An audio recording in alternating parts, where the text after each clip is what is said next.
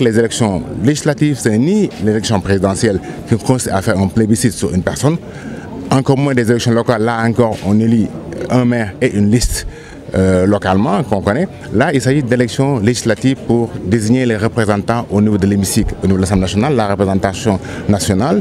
Et là aussi, il fallait voir un peu que chaque liste a, parmi les 41 listes, a au moins dans le département de Saint-Louis 2 candidats comme titulaires et 2 candidats comme suppléants. La réflexion maintenant devrait nous pousser à nous demander est-ce qu'on a le meilleur profil parmi les 42 fois 2? Pour quelle raison est-ce qu'on devrait nous choisir de demander aux militants ou bien choisir de voter pour telle ou telle personne au vu donc des intérêts stricto sensu de Saint-Louis encore une fois, parce que pour l'instant le mouvement Sama Gox Sama Yité s'intéresse stricto sensu au devenir de Saint-Louis. On a les problèmes d'inondation à Saint-Louis par exemple. Est-ce qu'à l'Assemblée nationale on va en débattre lorsque le ministre en charge de l'eau et de l'assainissement va venir là-bas, on va lui parler des problèmes d'eau, d'inondation qui sont récurrents au niveau de Pikine par exemple. Est-ce qu'également le problème foncier? Beaucoup de jeunes Saint-Louisiens aujourd'hui peinent à avoir un terrain pour pouvoir construire. Est-ce qu'on va en parler? Les problèmes également aussi liés à la scolarisation des gens. Par exemple, si on prend le lycée Charles de Gaulle qui est en décrépitude, si on prend le lycée, l'école élémentaire Hayalmeng aussi qui tombe ruine, depuis lors ça n'a pas de réflexion. Est-ce qu'on va en parler là-bas? Parce que tout ça sont des investissements plus ou moins un peu lourds. Saint-Louis également aussi qui parfois dans certaines localités, on a du mal à gérer comme il faut, je veux dire, le flux migratoire, parce que Saint-Louis est une ville de départ pour l'immigration clandestine. Comment faire pour créer des projets pour les jeunes, des usines, des industries pour les jeunes, pour les maintenir ici également, aussi les accompagner et leur faire comprendre qu'on peut réussir en restant ici à Saint-Louis.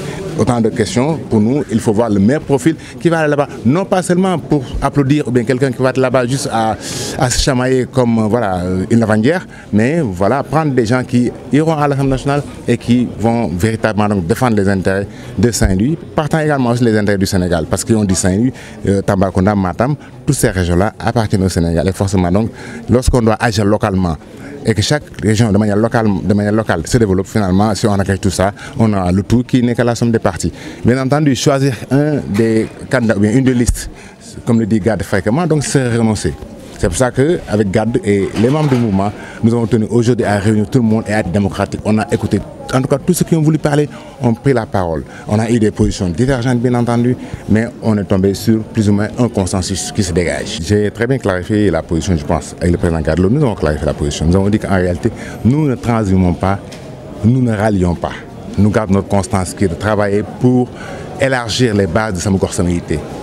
En réalité, comme je dis encore une fois, notre ambition, on est jeune, hein?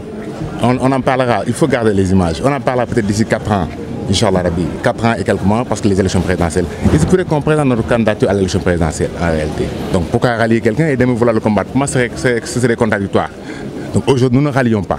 Nous avons une constante. Nous voulons, chaque fois qu'on marchera dans la rue, qu'on puisse regarder ceux-là qui sont là pour travailler. Et je dis encore une fois, nous leur souhaitons tout le bonheur du monde. Nous leur souhaitons de réussir pleinement. Le référentiel aujourd'hui qui a été lancé par le président de la République et son Premier ministre, nous leur souhaitons de réussir parce qu'en réalité, nos enfants vont à l'école au Sénégal. Nous, on soigne au Sénégal. On mange les produits sénégalais. Donc, toute croissance de l'économie sénégalaise, en réalité, nous en bénéficierons parce que nous sommes des Sénégalais lambda. Par contre, nous avons le droit de dire, OK, nous ne les rejoignons pas dans leur politique. Mais nous leur souhaitons de réussir. Et en cela, donc, nous gardons notre dignité.